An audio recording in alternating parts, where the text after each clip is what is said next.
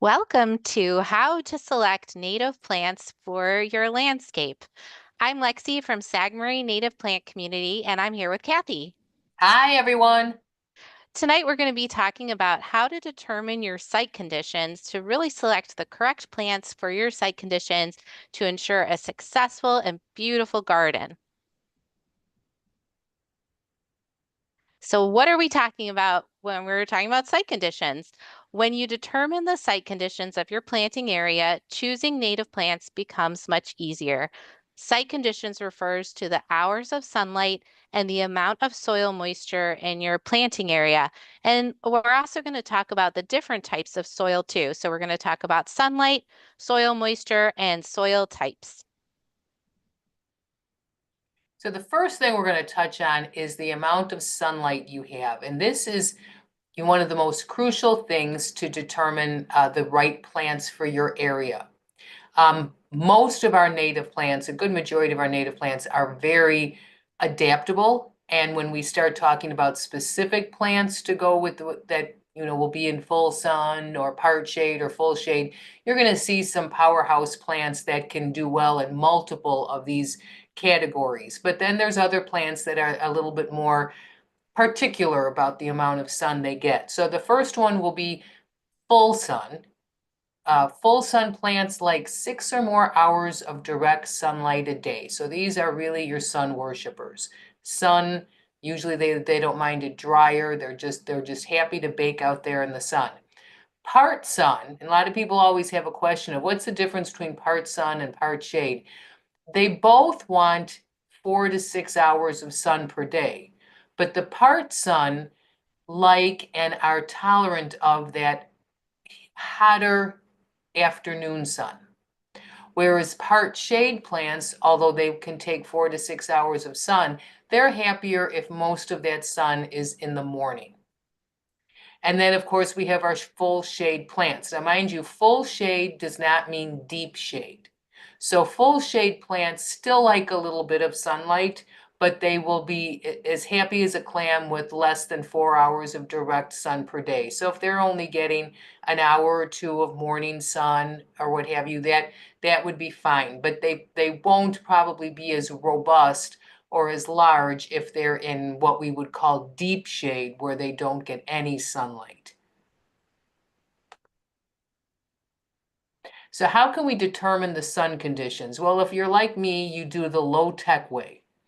On a sunny day, watch your planting area and determine how many hours of direct sunlight it has. Then you could go the high-tech way, which I've never tried these apps, but there are apps out there that you can use. So if you're a really, somebody who loves to try different tech and different apps, there's two named, one is Sunseeker and the other one is Lumos, and they will help you to calculate the number of hours of sunlight your planting area is getting. So a But we couple like more. the low tech way, so Lexi's going to talk more about that. Yeah, we definitely like the low tech way. I mean, the apps are a cool tool, and if you have, the patience to learn something new, that's awesome. But if you're a little bit more on the impatient side, like we are, this is a good thing to do. So the first thing is like, when do you do your low tech sun tracking? So you need to start thinking about it in the late spring, early summer. That's when you're going to have the maximum amount of sunlight and the longest days of the year. So think about trying to do that late spring and early summer.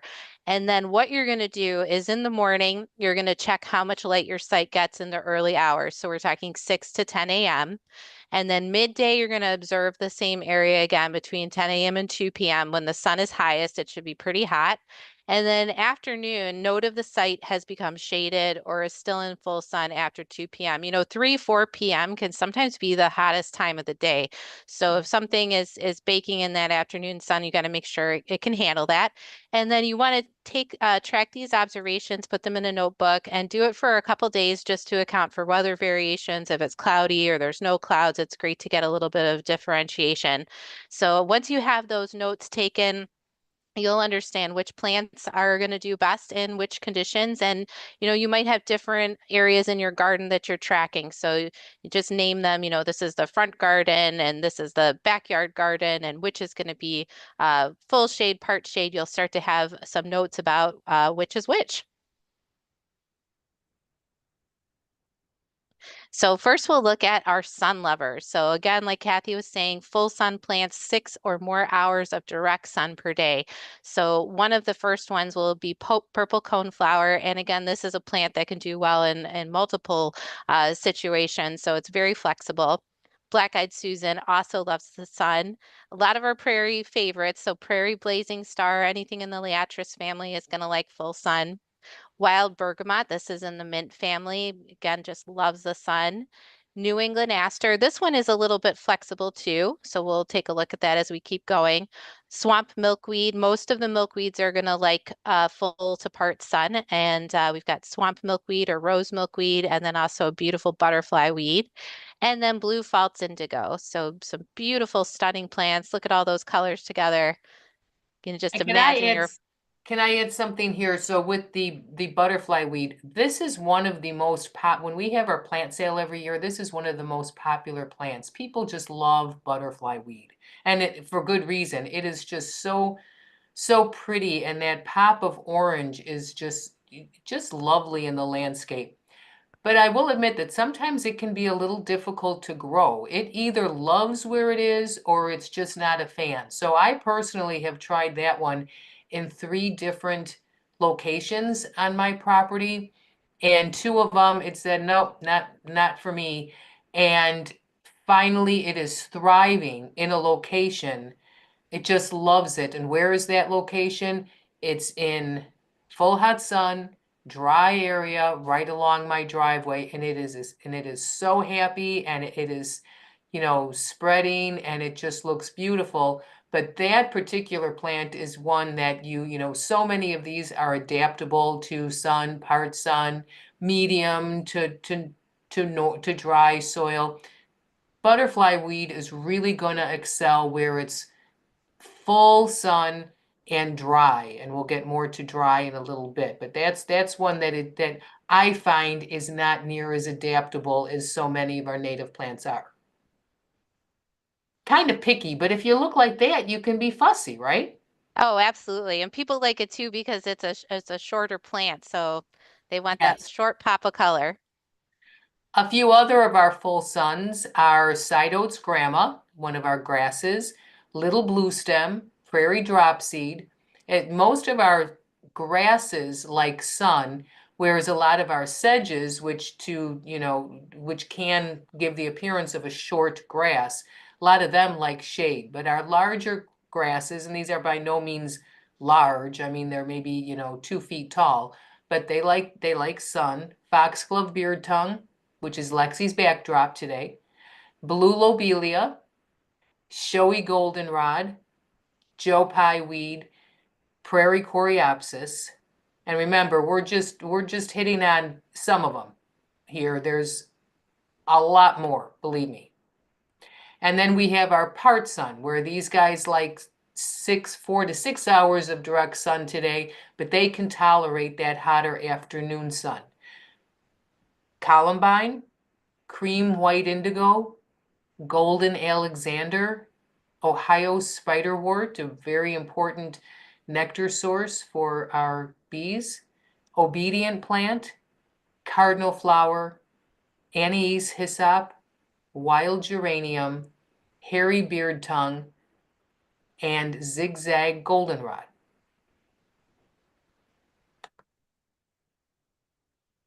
Next up, we have our part shade plants. So these ones are 4 to 6 hours of direct sun per day and mostly in the morning. So we've got Virginia bluebells. This is that beautiful spring ephemeral that's going to kind of just go dormant and disappear into the landscape after what, around mid-May, Kathy, it goes Yep, dormant. yes. Canada anemone, this is an earlier bloomer too. I believe around June you'll start to get those beautiful white flowers. Mist flower, you can kind of imagine this in a part shady location of your garden, just really spectacular. And here comes wild columbine. Wild columbine is in every single category. It just is not picky and it is so beautiful with that What red a color. champ of a plant. I'll go Totally. there. Just like purple coneflower, well, wild columbine is a little bit more flexible. It likes the shade too. Golden groundsel, which is a really nice ground cover with a little bit of a pop of color with that yellow flower. And then again, wild geranium, stunning woodland plant. And then sweet Joe Pye. Our other Joe Pye likes full sun, but sweet Joe Pye is the one for part shade. And a couple more stunners for part shade. Wild strawberry, early meadow rue, which has this amazing dainty little flower, and it's just really spectacular. Zigzag goldenrod again, and hairy beard tongue, and then short aster and hairy alum root. And hairy alum root also has kind of a white flower that comes up. And this picture is just kind of showing the foliage. But overall, some great plants to have a really beautiful landscape in the part shade where, it can be hard to grow things. So that's one of the great benefits of native plants too, is that they do great in part shade and shade. Really look at it. Look at how much color you can have in a part shade area. And now we're going to go on to full shade and look at how much color you can have in a full shade area. So here we have again those beautiful Virginia bluebells, and I just can't speak highly enough of them. Get some of those in your garden, and they will just give such a show in the spring. They are just so beautiful. They glow in the spring light. I mean, they're just amazing plants and a very important source of nutrition for our early emerging queen bees. We also have here Solomon seal, zigzag goldenrod, wild ginger, great ground cover, Jacob's ladder, wild geranium, black cohosh. All the colors there. Look at all that. Look at all that shade color. Some more is foam flower. Beautiful, dense white drifts of color you can have to brighten the shady area. Early meadow rue, like Lexi was saying, such, beautiful, dainty, multicolor flowers. There's actually, if you're looking close, there's, orange and purples in those flowers. Very unique flowers. The sweet Joe Pye, goat's beard, our champ wild columbine again, and wild blue phlox, a beautiful low growing matting ground cover that only gets to be about 6 inches, 8 inches tall. Just imagine the peacefulness of the shade garden with all Mm. those plants. It's just stunning. So the next topic we want to talk about with our site conditions is how moist is the soil. So the other beautiful thing about native plants is that they can do well in so many different soil types where it might be impossible to grow something else. So even if you have the most wet soil that pools with water in the spring or when it rains, we've got some plants for you. So wet soil, this is usually found in wetlands or shoreline areas, and it's usually fully saturated with water and is rarely fully drained. It's prone to the periodic flooding and ponding, like I was mentioning. Moist soil is not so much going to have ponding forever, but these are also in low-lying areas, and there's usually moisture available below the surface. So after a heavy rain, standing water may be present for a few days, or when you walk on moist soil, or if there's grass growing on moist soil, it might feel kind of spongy. Then there's medium soil. Medium or mesic soil, as it's known, is well drained. It may have standing water for a short time after a big rain, but it will drain within a day. So this is really kind of the ideal medium moisture. And then finally, we have dry soil, and dry soil has no noticeable moisture, and it's well drained and often sandy with gravel or rock. And we're going to get into the different soil types too. But kind of as a rule of thumb, you can think of dry soil as like sandy soil. Medium soil would be your loamy soil, and moist and wet soil is typically going to be your heavier clays that retain all of that water.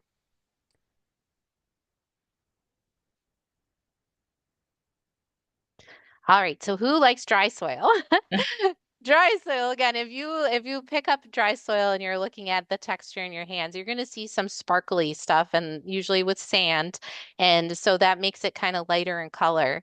And it could also have gravel or rock. And I think something else to consider, so many houses after construction, they have all this gravel or rock around them. These plants will even do well in those Yes. horrible conditions, right, Kathy? Absolutely, absolutely. And a lot of times, for the most part where we live, we do have clay soil. But I have areas, where there must have been a lot of, I don't see a lot of sand in the soil, but I know that I find gravel and rock sometimes as I'm digging, and that just makes the soil drain more. I mean, if we have heavy clay, it holds water, it doesn't drain as quickly because it's so tightly packed. But whether it's sand that's in the soil or clay or, I mean, or gravel or rock, that's all making that water drain away so much faster and you kind of like it's amazing. I have a couple areas where it can just rain and I'll go out there and it's already dry. It's amazing. Yeah. And these plants are totally okay with that. So prairie coreopsis, the driest spot, it's going to do really, really well. Anise hyssop is a little bit more flexible. It can do really well in dry, but it can also do really well in medium soils too. Same with purple coneflower. You can neglect this plant and it's still going to be looking stunning and having all those beautiful colors and pollinators on it. Like we were talking about before, butterfly weed just absolutely thrives in dry, hot, sunny conditions and dry soil. Wild ginger, this is a woodland plant, so you'd expect it to kind of like maybe more moist conditions, but it actually likes dry. So dry to medium conditions will be fine for wild ginger. And It's cream wild probably, indigo. you got to remember, like in the woods, there's a lot of, just like if it's raining out, you go under a tree and the rain isn't hitting the ground. You're sheltered from the rain under the tree, and those trees are drawing up so much moisture that the ground just doesn't stay wet long. So I guess that's why a lot of our ground covers, even if they're ones that like shady areas that are in more of the woodlands, I guess they're not used to having a lot of water Oh at yeah, disposal, that makes a lot of senss. Yeah, the trees are super thirsty. They're taking all those resources and away. that canopy isn't letting anything get down to the ground. Right, so it's dry and there's no sun. So dry Yeah, and shady. yeah. But what a cool plant. Wild ginger is one of the best ground covers. Cream wild indigo, which is just like our blue false indigo, it's just a cream color and definitely prefers the dry conditions. And then pussy toes, you have this in your garden, right, Kathy? I do, and they stay green all winter. The foliage hugs the ground. It's only about 1 inch tall, but then these stalks come up, and I don't know whether to say I mean, they're beautiful. They're stunning when they're doing. They're kind of comical though, because they're just like this like little puff. This little funny cat paw. Oh, I love those. They're just so sweet. Then we have lead plant, which this one is a prairie dry plant, and this is the one that has the crazy long tap root and can even survive fire. So if it can survive fire, it can do well in dry soil. And then prairie smoke, which is another one that likes Speaking of rockly. puff, here's another puff. Yeah, another puff of a little prairie smoke. So yeah, just really cool seed heads on these and just stunning when they're on mass. So prairie smoke again likes kind of gravelly, rocky, dry conditions. And so does wild columbine, which here it is again popping its head up and just doing well in so many different locations. All right, now medium soil. So medium or mesic soil is well drained. Again, it may have standing water for a short time after a hard rain, but will drain within a day. So some of the our amazing native plants that will thrive in medium soil are black cohosh. What do you think that is on there? That's a really cool, looks like almost like a solid black butterfly, right? Yeah, like if it was a swallowtail, it might have more markings on it, but it looks like full black. Maybe it's one of those purple and blue kind of butterflies. I can't remember the name of it. If Um, anybody can tell what this butterfly is at this from this angle, I mean, I know it's hard to get a good look at it, but put it in the comments. It looks very sleek. It does. Anise hyssop, one of our favorites. Purple coneflower, purple milkweed, which is another stunning, uh, less, more rare form of milkweed. Joe pie weed, not the sweet Joe pie, the regular Joe pie that actually likes shade. Um, right, that is that the shade one, Lexi, or Oh, is it this is sweet the Joe pie? sun. That's the Yeah. sun guy. Okay, that's the sun Joe. Okay, prairie blazing star, common milkweed, wild bergamot, nodding onion, Canada anemone. Those are all ones that like medium soil, and there's more, but we just hit some of the most popular showstoppers. And then we have moist soil. So this is moist soils. Moist soils are usually in low-lying areas and usually have moisture available below the surface. After a heavy rain, standing water may be present for days. And unless it's an exceptionally low area that just gets constant runoff somehow, most of your moist soils, as we said before, are going to be pretty clay heavy because clay does not let the soil drain as quickly. It also doesn't warm up as quickly in the spring. Just something to keep in mind if you're gauging when it's okay to plant your spring flowers. Can you plant them in you know, the second week of April, or should you wait till early May or mid-May? Just remember, if you feel that you have very heavy clay soil, that does warm up more slowly than a sandy soil, which we'll get to in a little bit.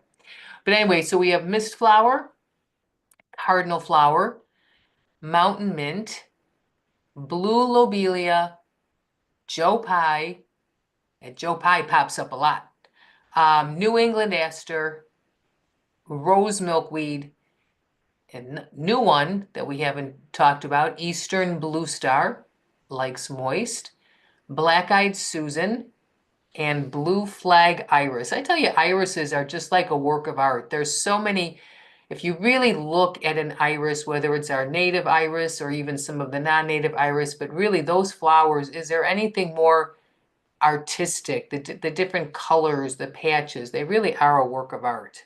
And the foliage too with those, straight leaves plus Mhm. the flowers. They're just a phenomenal plant.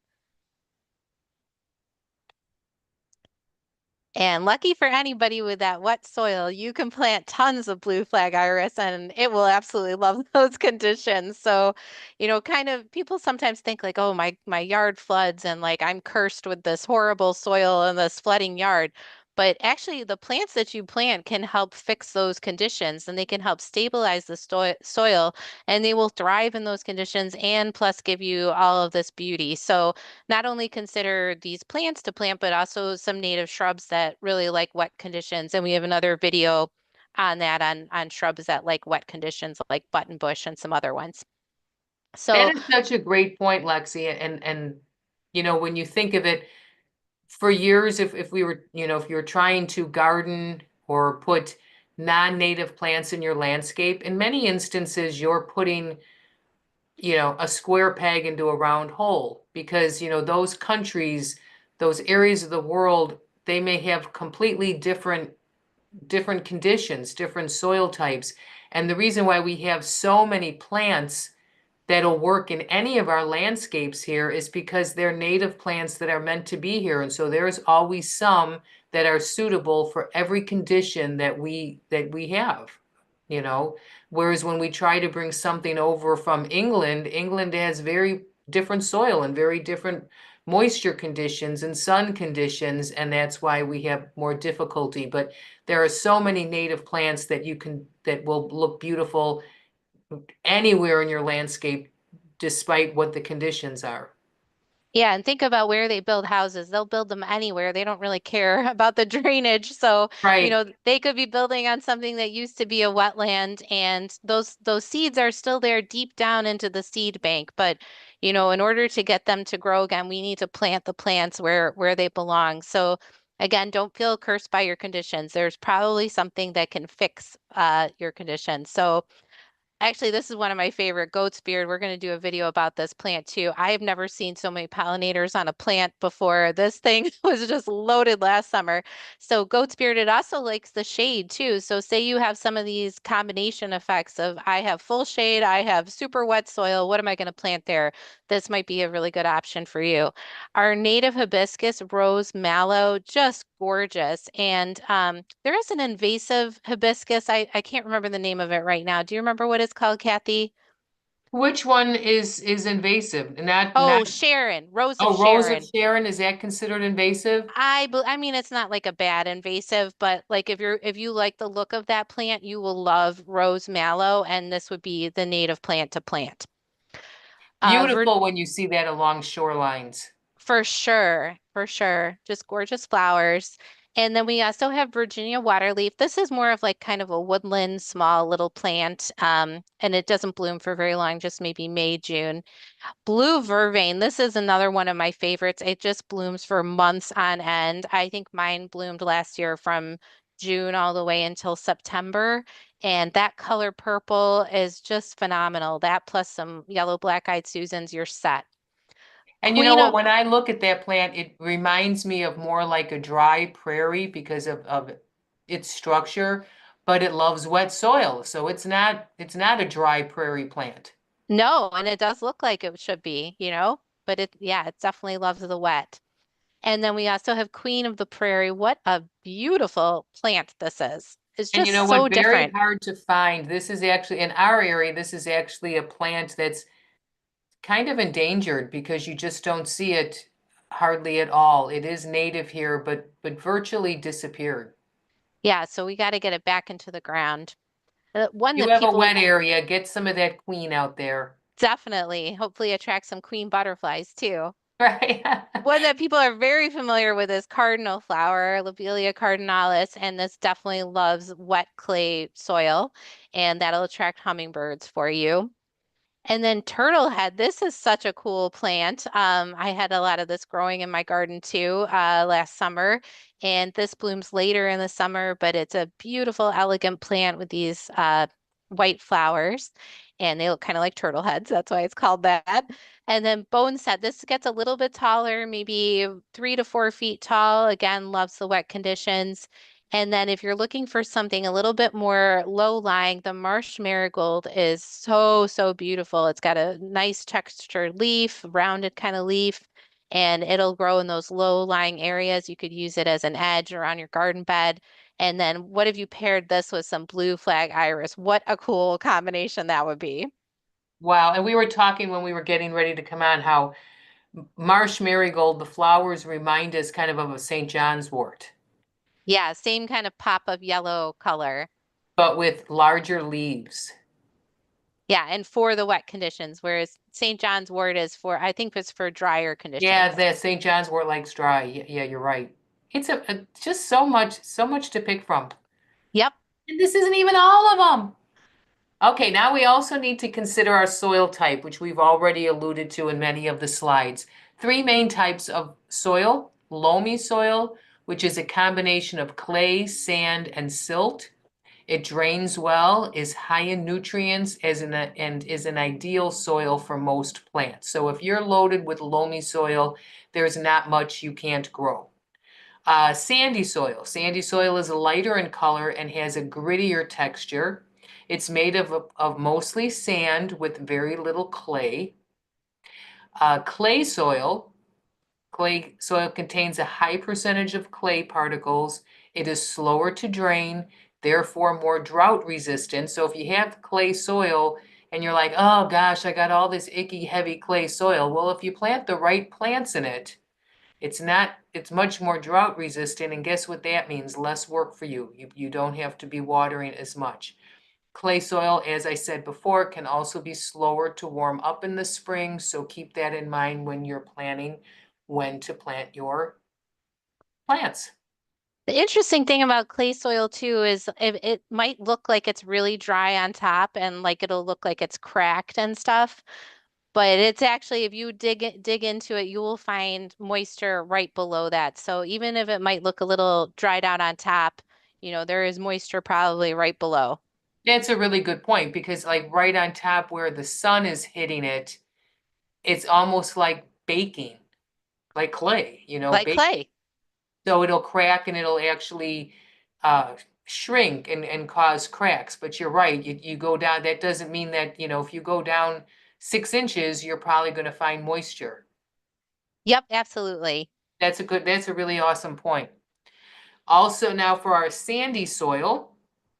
I don't have really any sandy soil by me other than some areas where around the house where there's a lot of gravel in my soil, so I can grow some of these more sandy loving plants. But I don't have sandy soil. I don't know if anybody in our area has sandy soil. I'm not sure unless you're like along the lakefront or something. But a sandy soil would be much lighter in color, and the name indicates, it is made up mostly of sand with very little clay.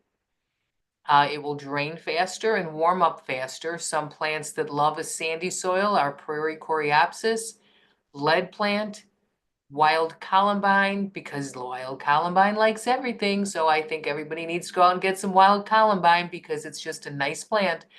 Butterfly weed, wild ginger, purple coneflower, anise hyssop, purple prairie clover, bush poppy mallow, and prairie smoke, our little poof.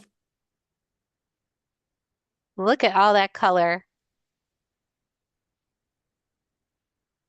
So Basically, if you loamy got soil. loamy soil, anything is going to grow. So most species of native plants will thrive in loamy soil. So just go for it. Yeah, if you got loamy soil, you lucked out. All right, in our heavy clay soil, so clay soil contains a high percentage of clay particles. There is a trick, like if you take a scoop of this soil into your hand and kind of like squeeze it like this, it'll start to protrude like clay and it won't crumble in your hand. So that's another trick is just kind of feeling the soil and seeing what its texture is like. Will help you understand the soil too. So it is slower to drain. Like Kathy said, it's more drought resistant and it can be slower to warm up. So who likes clay soil? Obedient plant, which is a stunning plant. Look at these beautiful purple flowers. Bees love them, hummingbirds love them. And it also is good for rodent resistant because it's in the mint family. Blue lobelia, again, this loves clay, purple coneflower, blue false indigo, Joe pie weed, this is the sun-loving one, golden groundsel, this is a great ground cover, rose milkweed, which is so essential for our monarch butterfly, wild bergamot, again, in the mint family, has a beautiful, beautiful smell. Sweet Joe pie, this is the other Joe pie, but it's the shade Joe pie. And then Canada anemone, which also makes for a beautiful ground cover. I can't wait for garden season. I want to It's see these almost here. guys. Yeah.